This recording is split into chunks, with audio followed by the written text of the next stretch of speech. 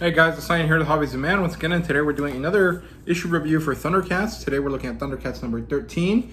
This is written by Declan Shelby with art by Drew Moss, and this one is kind of a throwaway to an extent. I mean, it kind of feels unfair to say, but also this book is definitely not worth the $5 price tag, and that was pretty disappointing. So this book is a Snarf book, basically. So throughout this season or this run of ThunderCats, we've seen that every once in a while, and actually quite commonly, Declan Shelby decides to go and veer off on these individual character stories in order to develop the world through the eyes of a specific character, in order to position them right where they're supposed to be for whatever larger story he's trying to tell, right? And in this case, he chooses to do it with Snarf. The thing is that in this version of the ThunderCats, Snarf doesn't talk.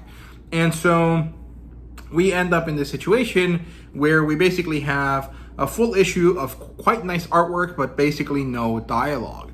And what happens is that because of this, even though I think it's a brave and interesting concept, and it will be very good to read when you read it all together, as an individual book that you buy once a month, this is not a great look for the ThunderCats, magazine or comic, if you want to call it that.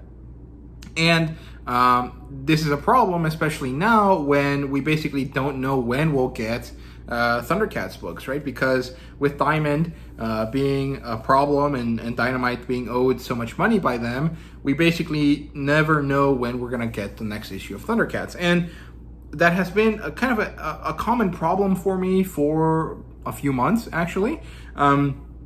But specifically in this case, I had waited a few extra weeks, more than I should have for this book.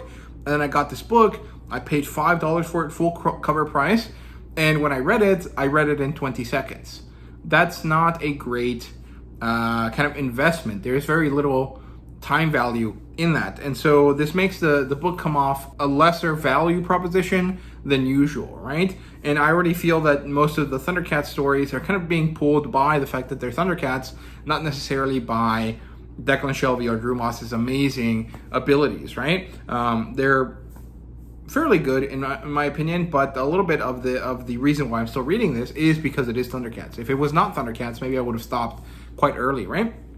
But that's enough of the general kind of like meta-analysis of why I feel like this book wasn't really worth it. In terms of the story, we basically have Snarf leave Lion-O like at the same time that we saw him in issue, I think it was 10, maybe 11, right?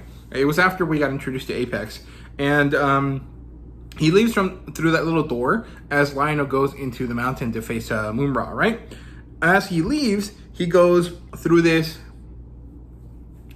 doorway realm, I guess is what you can call it. He kind of frolics and he finds himself kind of passing through a bunch of different doors that kind of all show these different memories of his time with Lion-O, right? And eventually, as he kind of goes through these doors, he finds himself on this beautiful grassland, right? And he follows it and he ends up kind of continuing on through this realm of doors, seeing more of his memories with Lion-O, and then ends up in a cave. And in this cave, there's a lot of other Snarf characters. Now, I don't know if these are all different versions of himself or if these are all different animals that are like Snarf.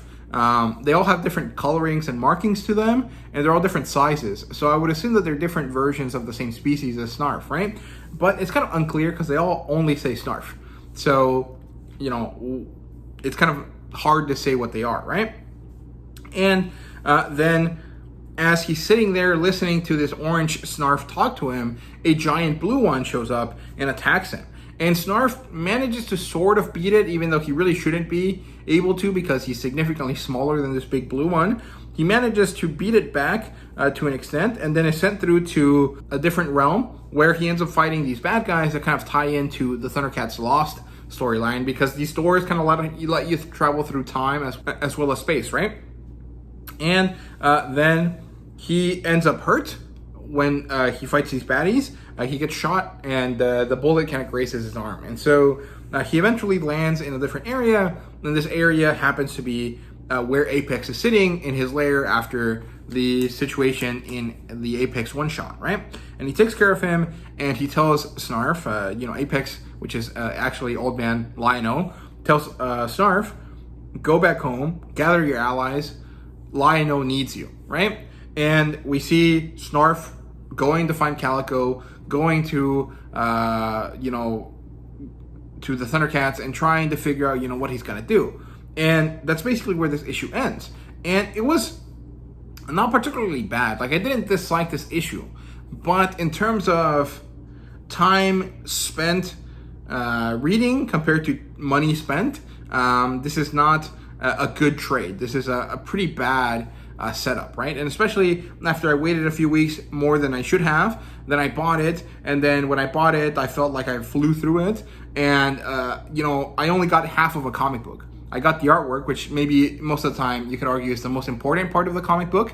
Otherwise, it would just be a book, right?